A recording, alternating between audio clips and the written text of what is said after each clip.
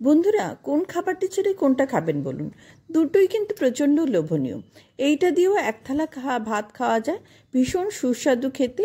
এবং এইটা খাসির মাংস দিয়ে তো অবশ্যই খাওয়া যায়। আমি এখানে বলছিলাম কচুর লতির কথা। বন্ধুরা, এই যে কচুর লতি, এইরকম আমি একটু শুকনো করে নিয়েছি। শুকনো করে নিয়ে এরকমভাবে এর আঁশটা বের করে নিচ্ছি। দেখুন, এই চালটা আমি ছুরির সাহায্যে ওটা কেটে এভাবে ছোট ছোট করে কেটে নিচ্ছি। ভালো করে ধুয়ে নিয়েছি বন্ধুরা।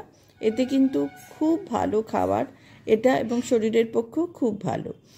কড়ার মধ্যে একটু জল নিয়ে এই সব লতিগুলো দিয়ে দিয়েছি। দেখুন, অল্প পরিমাণে জল দিয়েছি এবং তার সঙ্গে দিয়েছি একটু তেঁতুল। যদি এটা গলায় চুলকায় অনেকের, সেই জন্য এটা দিয়েছি। আমি 3 চামচ পোস্ত নিয়ে নিয়েছি এবং নিয়ে নিয়েছি কিছুটা পরিমাণে আধমালা নারকেল আর পোস্ত ভালো করে বেটে নিয়েছি। এদিকে আমার এটা প্রায় সেদ্ধ হয়ে এসছে। এটা আমি 2-3 মিনিটের মতোই সেদ্ধ করব।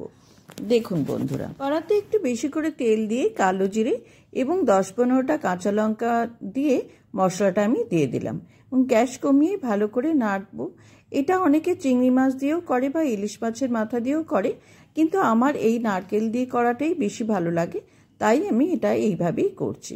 দেখুন, এটা প্রায় হয়ে এসছে, আপনারা এটা দেখতে পাচ্ছেন। ভিডিওটা ভালো লাগলে অবশ্যই লাইক, শেয়ার, সাবস্ক্রাইব করবেন।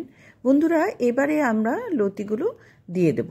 দেখুন, এরকমভাবে আমি লতিগুলো দিয়ে দিচ্ছি, দিয়ে আবার গ্যাস কমিয়ে ভালো করে নাড়বো। একটু গ্যাসটা কমিয়ে কমিয়ে করবেন, তাহলে খুব তাড়াতাড়ি হয়ে যাবে। এবারে আমি লবণ এবং অল্প একটুখানি পরিমাণে চিনি দেব, যাতে নুন আর মিষ্টিটা সমান সমান হয়। একটুখানি মিষ্টি দিলে স্বাদটা ভালোই লাগে। এরকমভাবে নাড়তে নাড়তে দেখবেন এটা হয়ে গেছে। এটা খুব কম সময়ে, মোটামুটি 10 মিনিটের মধ্যেই পুরো রান্নাটা হয়ে যায়। খুব সুন্দর স্বাদ লাগে খেতে। বন্ধুরা, বাড়িতে করবেন, দেখবেন এক থালা ভাত উঠে যাবে এটা দিয়ে খেলে। ভালো থাকবেন। নমস্কার।